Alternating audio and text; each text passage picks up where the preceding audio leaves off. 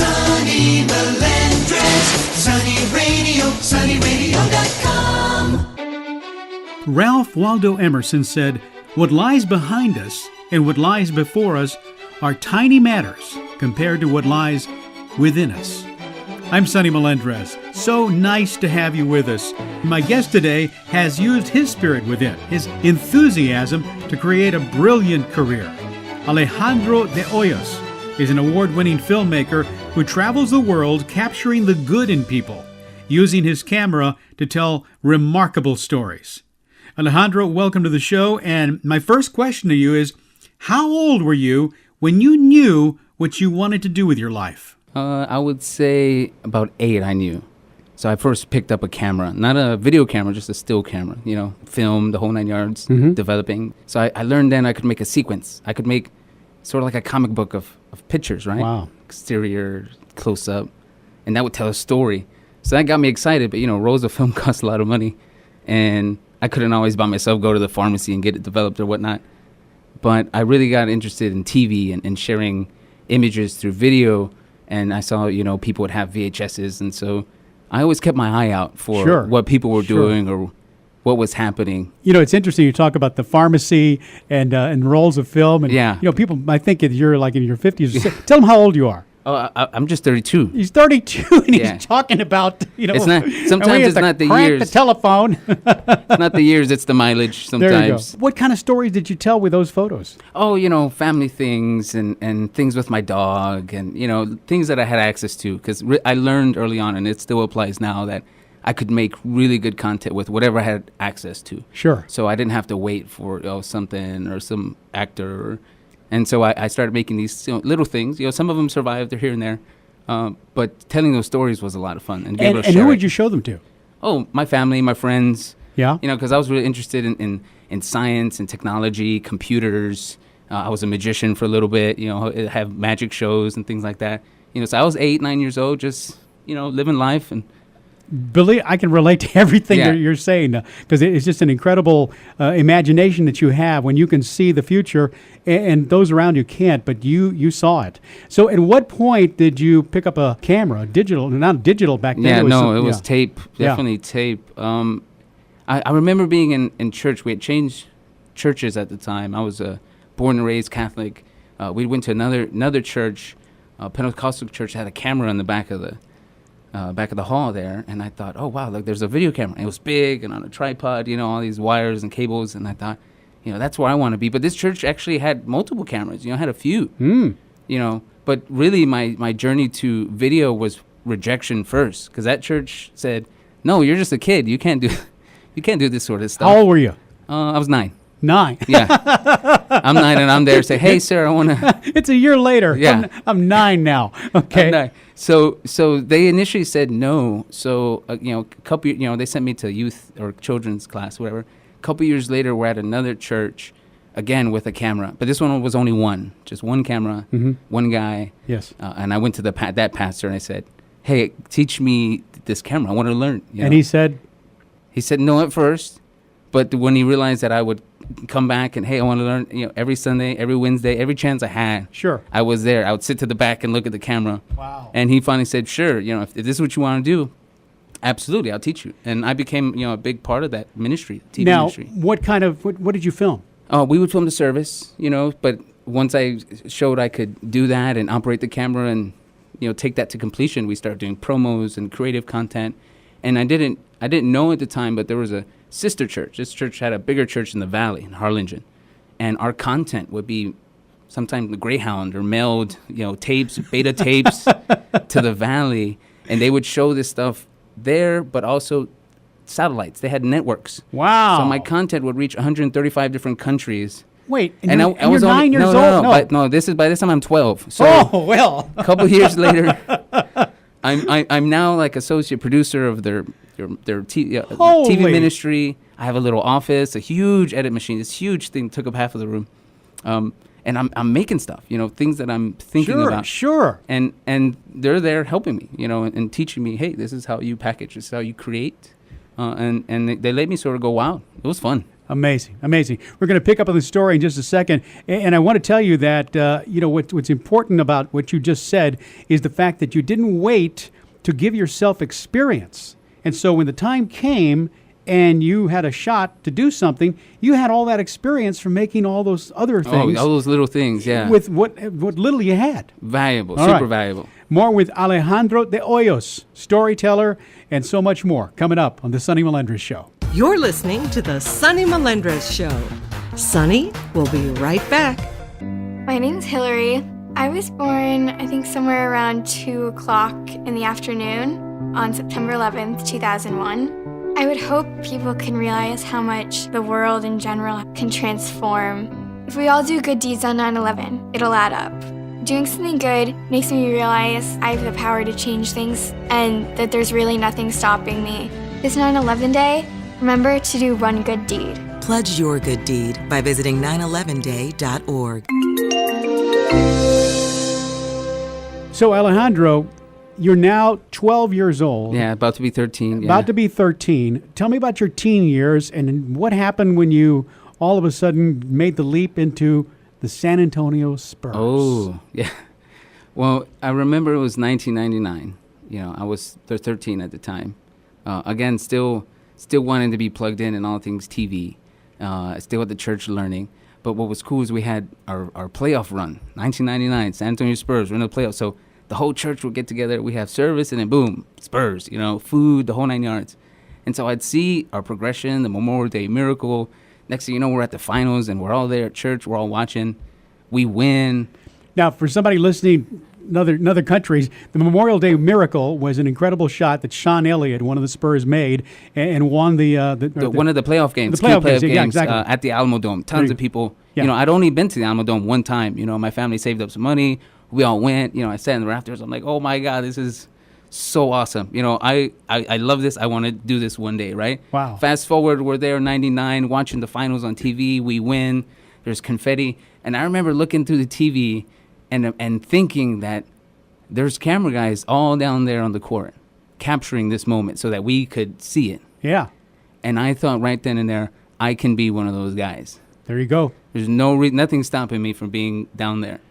So, And little did I know that would, start something in me, start a fire that would continue me through high school. And when I got through high school, it was difficult because, you're fully invested in high school. I can't just leave and go, work or do TV. So I did a lot of things in my off time, interning, after school, working on short films and things like that. And this whole time, Alejandro, how did your parents feel about all this? Oh, they were happy that I wasn't causing trouble anymore. I realized when I was real young, man, I'm putting them through a lot of stress. So I thought, what can I do to... Mijo has something to do. Yeah, yeah, that's what it was. Yeah. So I wanted to, pay respects to them and not give them such a hard time. And this gave me a chance to not be on the streets and get away from the wrong crowd. And, Sure. And so when I was in high school, I did good in my grades, and I played a lot of sports. I was cross. I went to Sam Houston High School, so I played football, played soccer, baseball, track, swimming, tennis, golf. Wow. And all that time you had this dream Oh, yeah. of being a storyteller with video. Now, so how did the Spurs come into the picture? So I remember I was a junior, and it's first period. And at that time... Junior in high school. Yeah, towards the end of the year. And I remember I just got a cell phone at the time. It was like 2003. But nobody's calling me because nobody else has, phones. And I get a call in the morning, first period. I get a call, I answer. And it's somebody who's working graphics in the mobile TV truck, like the trucks that come in to broadcast the game. So we're talking like Fox Sports Net or... Sure. And they say, hey, Alejandro, somebody's called in sick. One of the utility guys. Think you can make it? Now, I had known this person in the past at the church doing the editing and helping with some of the short films as interning and PAing. So they remembered me. They remembered that hunger and the fact that I would be there. Sure. And they said, hey, can you be there? I said, yeah, sure. In my mind, I'm thinking, oh, Spurs game's in the evening. I'll finish school, maybe go home, get something to eat. And they're like, no, the call time's like 12 o'clock. And I'm like, oh. 12 noon. Yeah, 12 noon. On a school day. On a school day. So I said, sure, I'll be there. So I waited till about second period to be counted present. So I wasn't absent. And then I jumped on the Via and I went to the AT&T Center just down the road, about, a few blocks. And I was You went AWOL. I went AWOL. I just there was an opportunity, and I said, come on. It's not like you were going to, pool hall or something. I think I could skip algebra or whatever for a little bit. Right. And I went to the front door, tried to get in, realized, there's a whole proper like back door employee entrance. And I worked my first game. I was over 17. Wow. And then after that? After that, I stayed with the organization. I started working broadcast, Fox Sports, led to TNT, ESPN. We won the championship in 2005, so I got to have a little part of that. And as the years went on, I realized, if I want to be one of those guys on the court, I need to be able to prove myself. Sure. I need to say, look at my content. Sure. So I tried to learn every position, and as the years progressed, I got closer and closer to the court. And so finally, in 2007, we won the championship again, and I was there, confetti. But I wasn't on camera. I was on utility. Of course. But I was there. Yes. My foot was in the door. Yes. People knew who I was. Right. Few more years went by, and I finally went part-time with the Spurs. They wanted me, hey, we know you're here. Why don't you bring you in part-time? And I started working for the Spurs Sports and Entertainment directly. But I had to make a sacrifice because they said, well, if you come on board, you can work this whole season, but you can't be on camera. You have to pull the cable. The guy who's really important behind the cameraman who coils all the cable, make sure they're safe, make sure their players are safe. It's a really important job. Nobody sort of absolutely sees that. So it's sort of a dance between the camera guy and the cable. Yes. So they said, you can do that for a whole season. We'll pay you $50 a game or whatever it was. Wow. And I said, sure, I'll be there. And it didn't matter. Didn't matter to me. Could have been $1 a game. I'm there, Yeah. And so I was there pulling cable, and my eyes were wide open. I was learning everything, seeing everything. And that next season, when they gave me a chance in the pregame, hey, you're on camera tonight, Alejandro, I knocked it out of the park. The director was like, it's like you're shooting the Super Bowl. He was blown out of the way. When they say you're on camera, it means you're actually operating shooting on the court with the players, capturing the game, the pregame, timeouts, everything. Doing it all. And man, it was such a rush to finally be there, to have the camera on my shoulder. It was one of the most memorable moments for me, for sure. Wow. And you know what? You belong there. You had earned your right to be there. So Alejandro, we're talking about your career, not only as a child, but coming into your own with an incredible vision. It's almost a manifestation of your future, because you not only knew where you were going, you were doing something every single day to get there. So I've been there for over 15 years, so it's been a long... So you're still working with the Spurs? Still working with the Spurs, yeah. But this, and this point of the story, it was like 2008, 2009, so I'm there every game. Yeah. And you have to remember that the Spurs Sports Entertainment didn't just have the Spurs. They have the WNBA, the Rampage hockey team. Right. Their nonprofit, Silverback Give Back. So they have a lot of things going on. So all the time. All the time at the AT&T Center. So a lot of good things to shoot. And that was for me, perfecting my craft, getting better at capturing those moments. Because a lot of times, you only get one chance. Absolutely. To get it. When it came time to 2013, mind you, Spurs finals again. We're so close to winning the championship against the Heat. I'm there. I've been training my whole life. Now I'm on the court. Now it's the finals. Like, this is it. And we lose. Man, it was devastating. It was tough because we almost had it. Sure. It was tough on the team. It was tough on the city. And I thought, oh, man, there was my chance for yes, the confetti. Yeah, right. There it is. I saw the trophy. And the ring. The ring. And it was a tough summer, for everyone involved, off season. But slowly everyone came back. The big three came back. Tim, Tony, Manu. I came back as well. I said, no, I'm not going to let. So the big four. The big four. Pop was there. I said, I'm gonna come back and give it one more year. Because by this time I'd been doing it for a long time. It's this shooting E&G is a young man's game. It's difficult to shoot with the camera on your shoulder. What's E&G? E&G, electronic news gathering. It's an old school broadcast term. But mainly when you have the camera on your shoulder or you're off by yourself shooting content. Right. Long days, camera on your camera on your shoulder. Oh, yeah. 35 pounds. Yeah. Not to mention slow motion cameras. Right now, I noticed that one of your shoulders is lower than the other. Dips. Yeah, exactly. Now, we always see, from time to time, we're watching the NBA, and you'll see somebody just get creamed by one of those players. Man, I Did got that happen to you? Oh, all of them, everyone. Parker's run into me. My news ran into me. One time, Tim Duncan literally slammed me down, and on his return, picked me back up. So I didn't, we didn't skip a beat. He went right back into the game. But I mean, how do you not have like a bruise or a broken something?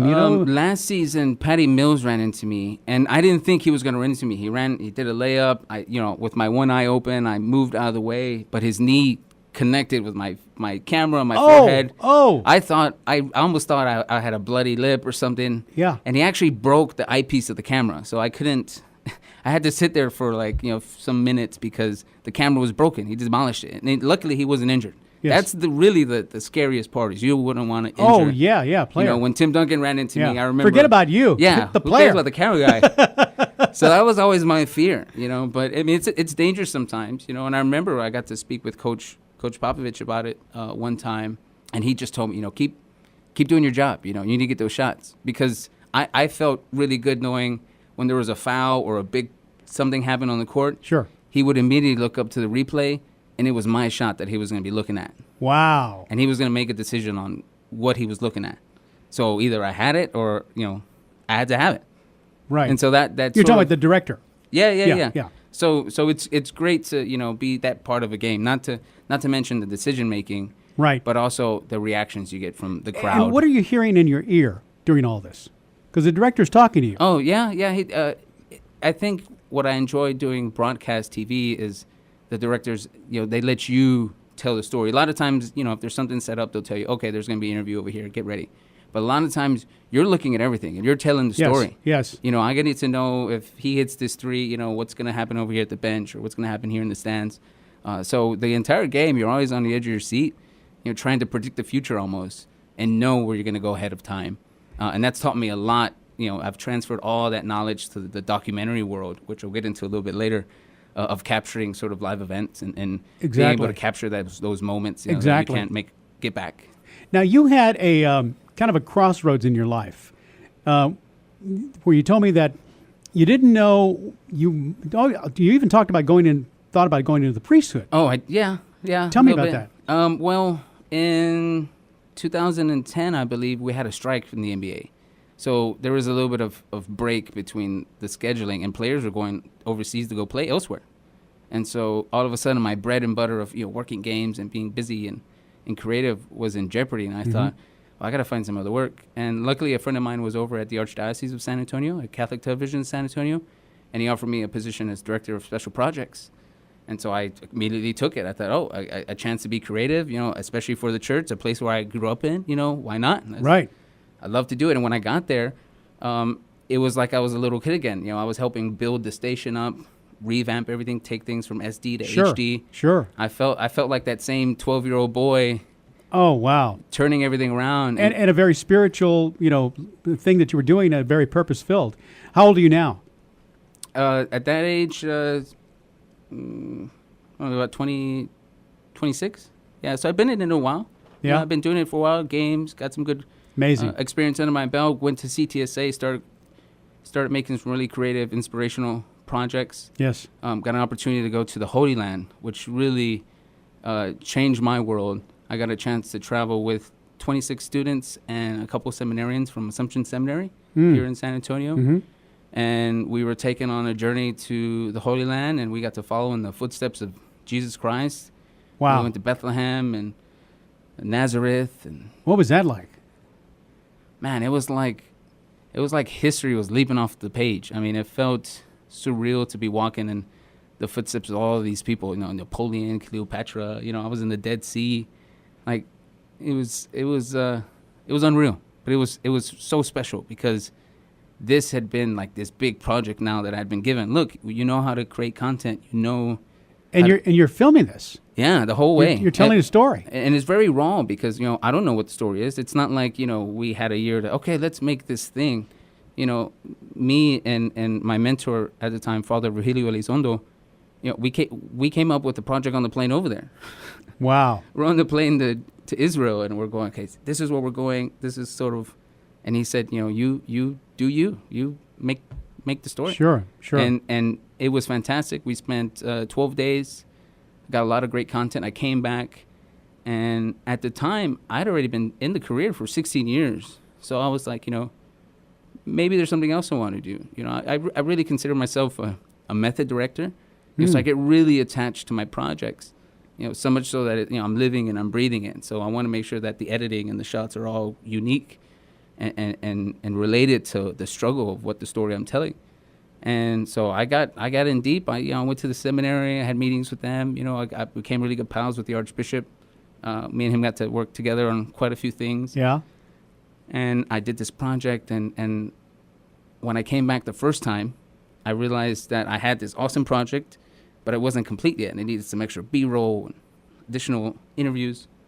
And so Father Elizondo, the producer, decided to send me back one more time.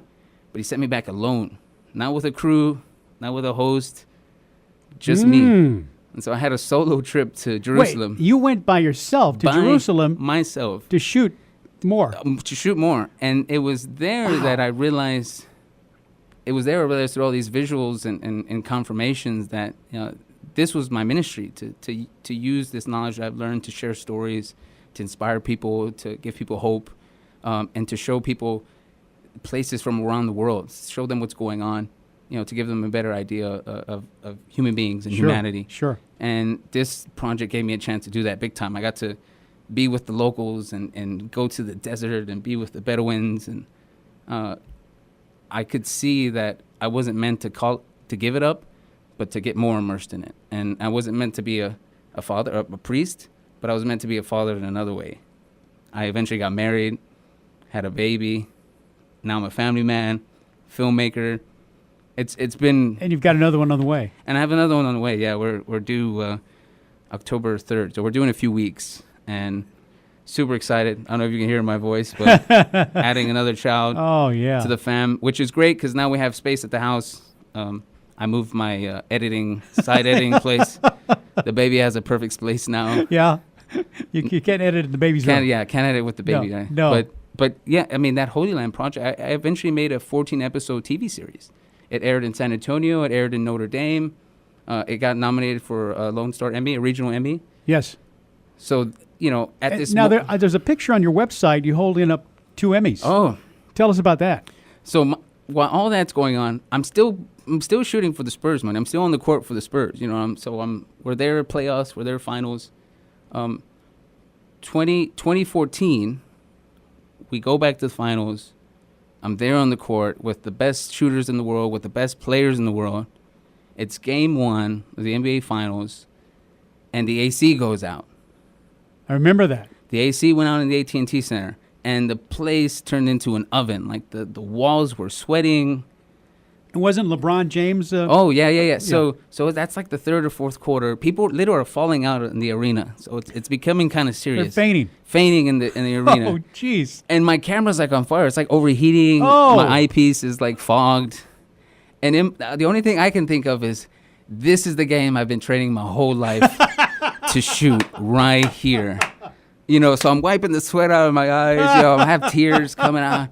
And LeBron James literally, 3-4 feet in front of me starts to cramp up. I mean, I'm right there. I'm like in a bunch of photos of LeBron like cramping. Yes. And I'm thinking, oh my God, here's the biggest player in the world, the best, cramping up. He's not ready. He can't handle it. So they cart him off. We win the game, which sets the tone for the whole series. We win. I'm there on the court, confetti. I'm holding the trophy, and we're in the locker room, champagne. Oh. I couldn't believe it. And it was Father's Day, and that's the year that we were expecting. So I'm like, this is unreal, but this is real. Here are my friends. How beautiful. Spurs family all together. Amazing. And so we won. It was a great off season. We come back the next year, and the NBA says, we're going to send the San Antonio Spurs around the world. So we're going to do the global games. Right. And they send San Antonio to Berlin and Istanbul. And the NBA says, San Antonio Spurs, we're going to send one camera guy. Who can you send? And they sent me. Wow. And so I got to travel. So this is like the next season after winning. Oh, my goodness. So I travel. We go to Istanbul, have a wonderful game. Berlin, got to travel the world, work with the NBA. We get back, first game of the season in the AT&T Center. The Spurs say, hey, Alejandro, we just created this creative department. It's like the thing I've been waiting for my whole life, like for the Spurs to have a creative hub of people making stuff. And they say, we want to hire you full time. And this is the same game where we're getting our rings. So I'm getting a ring. Oh. And I'm like, you gotta be kidding me. Like, sure, of course. So, yeah, I started to work full-time with them. Got super involved in the creative. So I spent a lot of hours at the arena. Promos, commercials, the things on the in-game. And then I helped them with the renovation. The AT&T Center did a huge renovation. That's right. A lot of new updates, screens, everything. And I was a huge part of that. To see my content now on this renovated arena, my stuff filling all the screen. We're talking about all the stuff with the players, the open. I was lucky enough for the Spurs to enter my work to the Emmys, to the Lone Star Emmys. And so we got a few nominations, and I was able to win 2. 2? Yeah. Right off the bat? Right off the bat. I won one for short form editing and the other one for sports videography. Wow. In fact, we've got a picture of you holding those 2 Emmys on our site, sunnyradio.com/show. And I'll have to tell you something. You are in for a real treat because coming up, you're going to hear about another project that Alejandro is working on, another one that he's prepared all his life for. Coming up on the Sonny Melendrez Show. The Sonny Melendrez Show continues in a moment with more radio encouragement. Don't leave now. I remember it being like a bad dream. I remember the plane flying over my head. On this September 11th, I will continue to serve as a volunteer firefighter. I will call my grandmother. How will you remember 9/11? Share your message at 911day.org today. You're listening to the radio cast of the Sonny Melendrez Show on 9:30 a.m. The Answer. The Answer. We still don't know what the question is. But we got the answers right here. We got the answers. That's right. Alejandro de Hoyos, storyteller, filmmaker, father, husband, and just an all-around great guy. You are about to embark. Actually, you've already started on something called Passport Preachers. Oh yeah. Tell me about that. I've spent the last year and a half traveling with a pair of evangelists. So we've traveled the world, some far-off places that normally people don't go. And they've been evangelizing, spreading the gospel, having crusades, open-air services. And I took my camera, and I've captured it all, and I saw some amazing, wild things. But, it didn't happen overnight.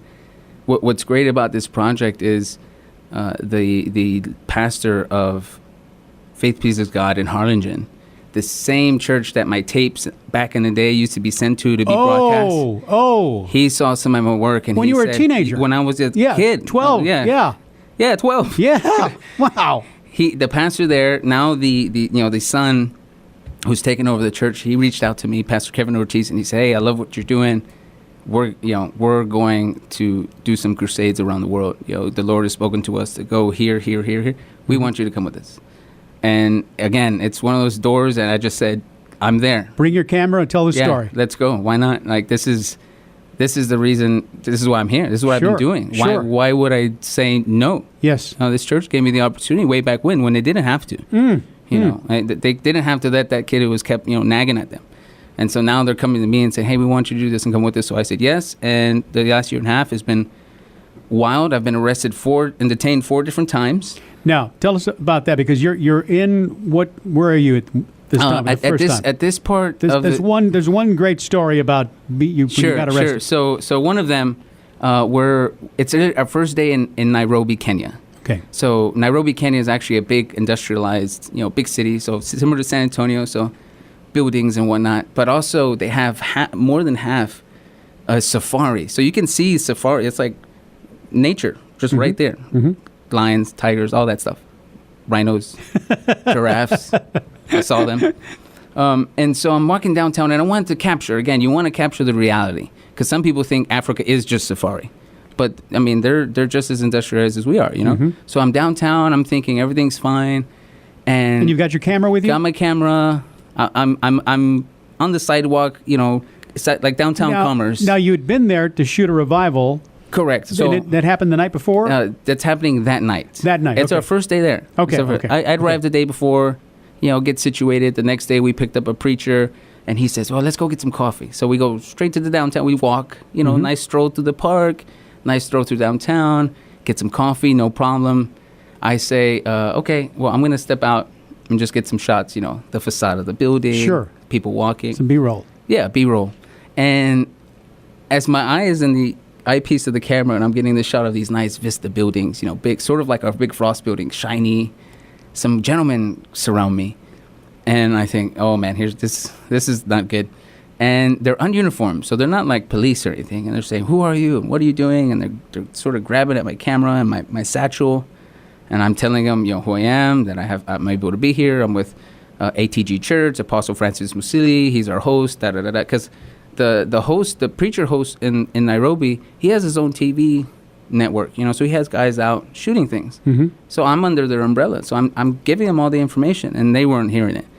And they're like, "No, you're coming with us." And the guy picks up his tunic, because there they wear these long tunics. Picks up his tunic, and he has a Arabic blade, sort of curved, looks like Arabian Nights. Has jewels on it. Wow. And I go, oh, in my mind, I'm thinking, oh, man, he has a knife. And I thought, oh, this is happening. Yeah, this is serious. This is happening. And I thought, okay, well, I might have to Jason Bourne or James Bond out of this somehow. And just as I was about to do something, pretty crazy, the preachers come out of the cafe. What's going on? Yeah, what's going on? And I think, oh no, I don't want to get them involved in this. And so the guys surround them too. You're with him, and who are you?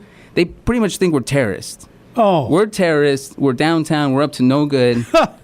And they said, you're coming with us. And the preachers, they diffused the situation. They said, okay, well, if you're taking him, you're taking us too. And I thought, oh man, okay, we're all going in now. But they didn't send a car, and they didn't send like a van or not even a paddy wagon, nothing like that. No. They walk us blocks upon blocks in the sunny downtown Nairobi in the morning, blocks.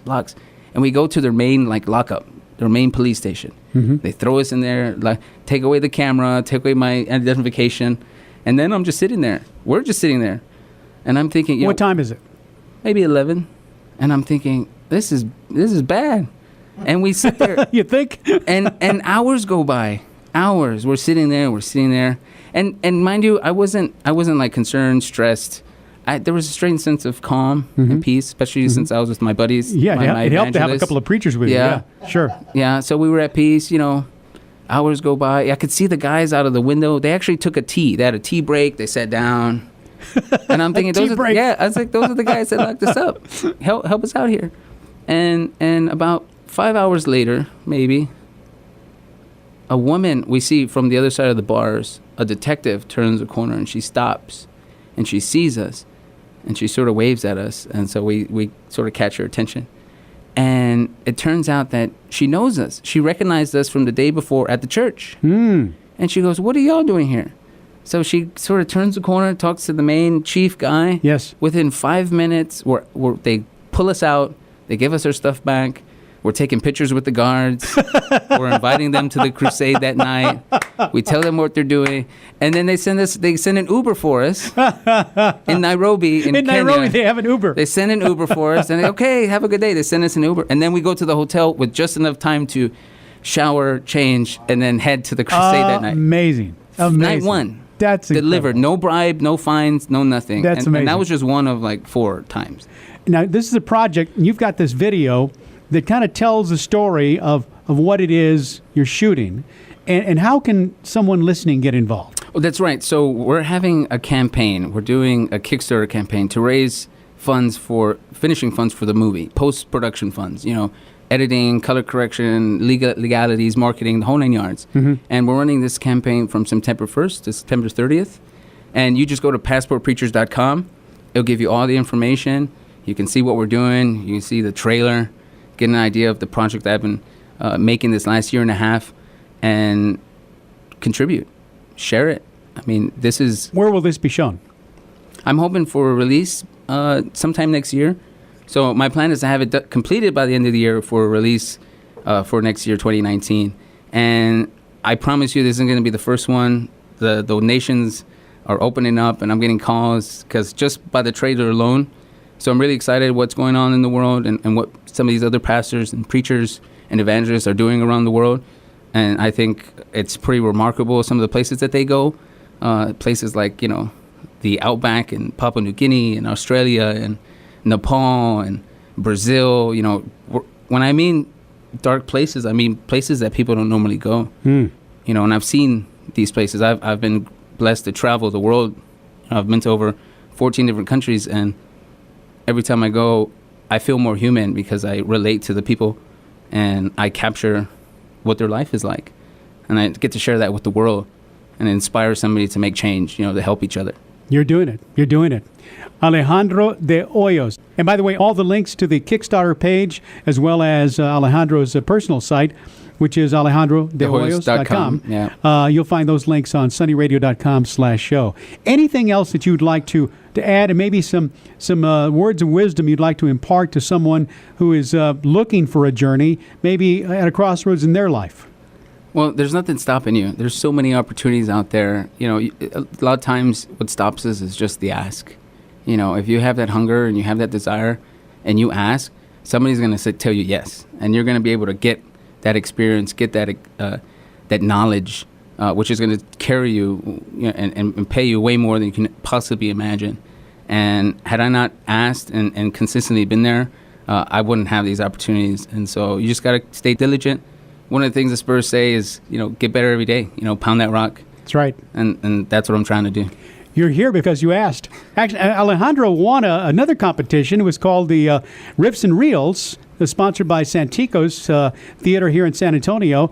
And that was a pretty amazing experience, and you got one of the big prizes. Yeah. That was an awesome opportunity. Again, just by asking, Santikos put 10 filmmakers with 10 musical bands here in town, and they paired us up, and we got to make 10 music videos, and we had a great premiere at Santikos. And I was lucky enough to be in one of the big checks. So Sonny was there hosting the thing, and I thought, oh man, this is legit. We got a legend in the house. I was super thrilled to get a check from Sonny Melendrez. I want to work with this guy. You know what I'm saying?